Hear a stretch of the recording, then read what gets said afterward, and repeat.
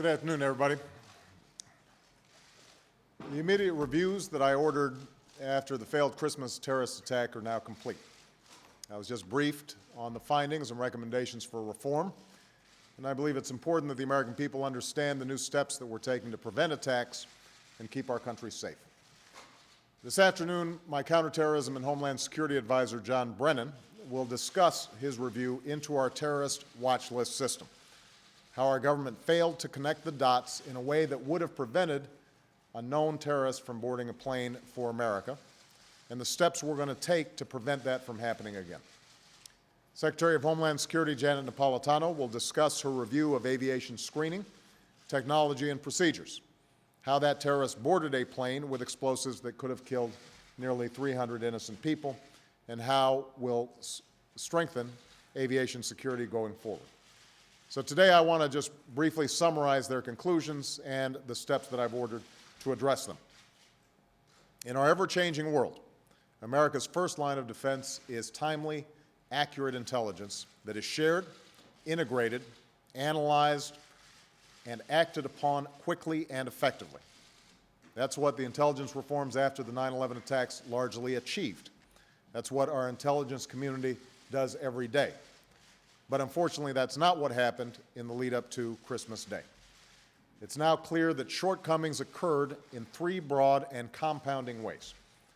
First, although our intelligence community had learned a great deal about the al-Qaeda affiliate in Yemen, called al-Qaeda in the Arabian Peninsula, that we knew that they sought to strike the United States and that they were recruiting operatives to do so, the intelligence community did not aggressively follow up on and prioritize particular streams of intelligence related to a possible attack against the homeland. Second, this contributed to a larger failure of analysis, a failure to connect the dots of intelligence that existed across our intelligence community and which together could have revealed that Abdul Muttalib was planning an attack. Third, this in turn fed into shortcomings in the watch listing system, which resulted in this person not being placed on the no-fly list, thereby allowing him to board that plane in Amsterdam for Detroit. In sum, the U.S. government had the information scattered throughout the system to potentially uncover this plot and disrupt the attack. Rather than a failure to collect or share intelligence, this was a failure to connect and understand the intelligence that we already had. And that's why we took swift action in the immediate days following Christmas, including reviewing and updating the terrorist watch list system and adding more individuals to the no-fly list, and directing our embassies and consulates to include current visa information in their warnings of individuals with terrorist or suspected terrorist ties. Today, I'm directing a series of additional corrective steps across multiple agencies. Broadly speaking, they fall into four areas. First, I'm directing that our intelligence community immediately begin assigning specific responsibility for investigating all leads on high-priority threats so that these leads are pursued and acted upon aggressively, not just most of the time, but all of the time. We must follow the leads that we get, and we must pursue them until plots are disrupted, and that means assigning clear lines of responsibility. Second, I'm directing that intelligence reports, especially those involving potential threats to the United States, be distributed more rapidly and more widely. We can't sit on information that could protect the American people.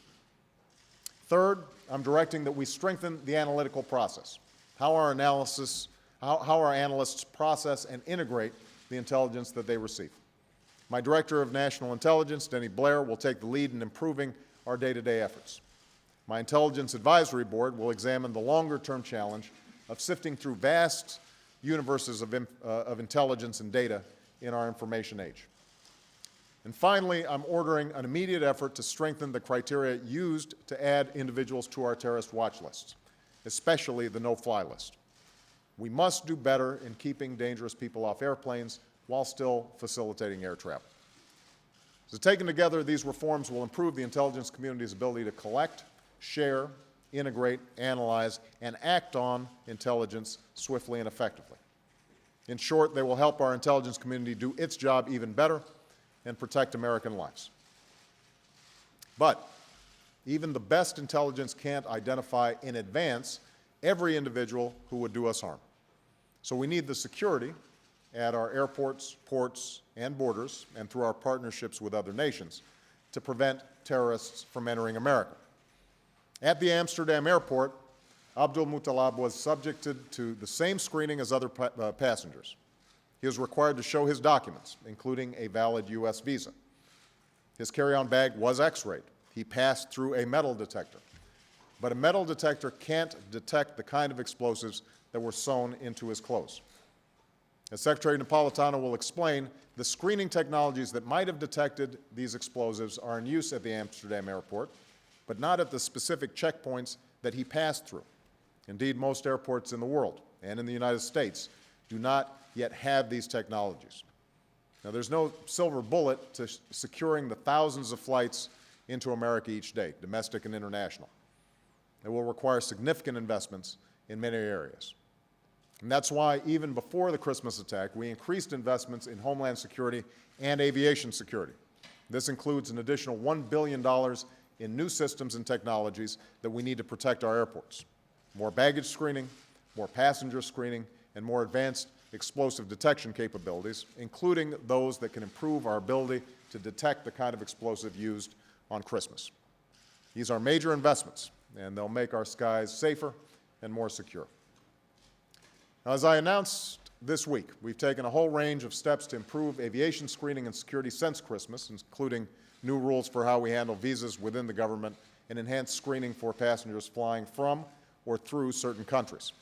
And today I'm directing that the Department of Homeland Security take additional steps, including strengthening our international partnerships to improve aviation screening and security around the world, greater use of the advanced explosive detection technologies that we already have, including imaging technology, and working aggressively in cooperation with the Department of Energy and our national labs to develop and deploy the next generation of screening technologies.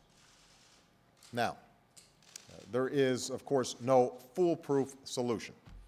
As we develop new screening technologies and procedures, our adversaries will seek new ways to evade them, as was shown by the Christmas attack. In the never-ending race to protect our country, we have to stay one step ahead of a nimble adversary. That's what these steps are designed to do.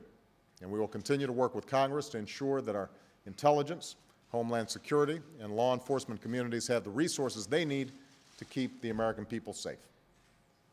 I ordered these two immediate reviews so that we could take immediate action to secure our country. But in the weeks and months ahead, we will continue a sustained and intensive effort of analysis and assessment so that we leave no stone unturned in seeking better ways to protect the American people. I have repeatedly made it clear, in public with the American people and in private with my national security team, that I will hold my staff, our agencies, and the people in them accountable when they fail to perform their responsibilities at the highest levels. Now, at this stage in the review process, it appears that this incident was not the fault of a single individual or organization, but rather a systemic failure across organizations and agencies. That's why, in addition to the corrective efforts that I've ordered, I've directed agency heads to establish internal accountability reviews and directed my national security staff to monitor their efforts. We will measure progress, and John Brennan will report back to me within 30 days and on a regular basis after that. All of these agencies and their leaders are responsible for implementing these reforms, and all will be held accountable if they don't. Moreover, I am less interested in passing out blame than I am in learning from and correcting these mistakes to make us safer. For ultimately, the buck stops with me.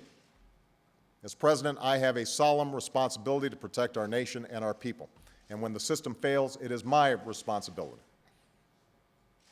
Over the past 2 weeks, we've been reminded again of the challenge we face in protecting our country against a foe that is bent on our destruction. And while passions and politics can often obscure the hard work before us, let's be clear about what this moment demands. We are at war. We are at war against al-Qaeda, a far-reaching network of violence and hatred that attacked us on 9/11, that killed nearly 3,000 innocent people, and that is plotting to strike us again. and we will do whatever it takes to defeat them. And we've made progress. Al-Qaeda's leadership is hunkered down. We have worked closely with partners, including Yemen, to inflict major blows against al-Qaeda leaders. And we have disrupted plots at home and abroad and saved American lives. And we know that the vast majority of Muslims reject al-Qaeda. But it is clear that al-Qaeda increasingly seeks to recruit individuals without known terrorist affiliations, not just in the Middle East, but in Africa and other places, to do their bidding. That's why I've directed my national security team to develop a strategy that addresses the unique challenges posed by lone recruits. And that's why we must communicate clearly to Muslims around the world that al-Qaeda offers nothing except a bankrupt vision of misery and death, including the murder of fellow Muslims, while the United States stands with those who seek justice and progress. To advance that progress, we've sought new beginnings with Muslim communities around the world, one in which we engage on the basis of mutual interest and mutual respect and work together to fulfill the aspirations that all people share, to get an education, to work with dignity, to live in peace and security.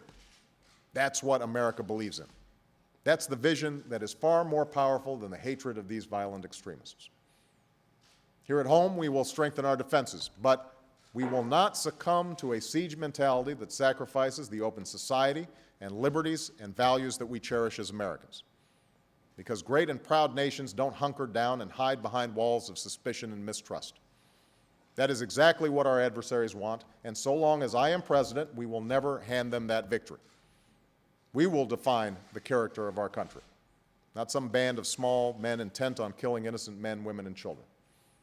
And in this cause, every one of us, every American, every elected official can do our part.